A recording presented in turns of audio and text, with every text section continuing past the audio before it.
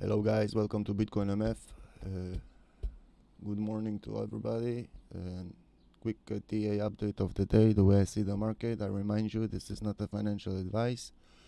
If you want to follow all my links and resources, all the links are in the description, so you're welcome to check it out. So let's dive right into it. We can see that we're still here trying to break out this line of resistance, but in my opinion today people are starting to less maybe believe in the breakout. And why I say this, because we have a few nice hours already that we go like a little bit sideways up slowly, and the volume here is not adding up. So we can see the volume is decreasing here, okay? And I think that when people see this, they understand that the price will not sustain probably. And of course, this can, if this through this day continues to act as resistance, of course it can drop to here and maybe even lower to this region, who knows? Okay, it can do it quickly also, in my opinion, because that's the way it works many times. Like here, we do a quick shake off and we go up. The direction doesn't matter. Sometimes it's the other way around, you know it. But anyways, I am personally still long today, and it doesn't mean that it's gonna pump, but this is only what I do, what I think, and I want to share with you what I see today. So if I open up the indicators like always, and I add the BB bands and the BitcoinMF strategy, and we change to Aikenashi, we do a quick run up for the time frames, okay? So like I said, on the daily we can see a little bit we're trying to move up, we're trying to hold this price action as high as possible, but we've got a problem with the volume, okay? So this must be followed through the day, because if a sudden move is happening, for me, for example, I'm long, and if a sudden move happens, so I think of close my long, okay? Because in my opinion, it can be dangerous, but everyone is unique, and everyone should be doing what is best for him. Okay, so we must all consider this. Okay, if we go to the 4-hour chart, we can see also that after the drop, yes, we have this up little move, and again it's like we found support on this line, and we now try to break this resistance line. So what I think is the more time we spend here in not breaking this resistance, the more traders will be more convinced that it's going to break downwards, in my opinion. And this is what makes it extra tricky, because the more people enter here for short, and they will probably put their stop losses somewhere around here, okay? And the stop losses are actually buy orders, if you think about it. And this can make the price, in my opinion, actually shoot up instead of going down like everybody wants. But again, this is the crypto market and everything is possible, so you know.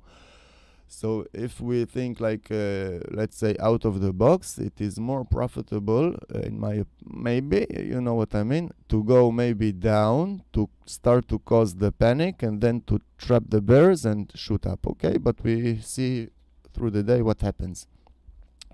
Anyways, you know me, every time frame I look at the BB bands, and when I see it's closing above the mid BB, I know that there is a chance for it to go also to the top BB. And what helps me to see this is the RSI and the positive phase, because if it's above the 50, I know that there is a high chance for us to go up.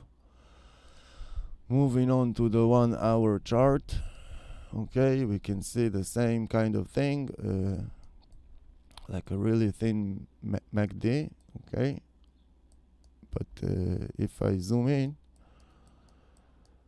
I can see that it's slightly in the positive phase, which is kind of good for bulls. Okay, and also again, we have very little volume relative here, all these areas. So like I say, low volume is easy manipulation for both sides, up or down, it doesn't matter.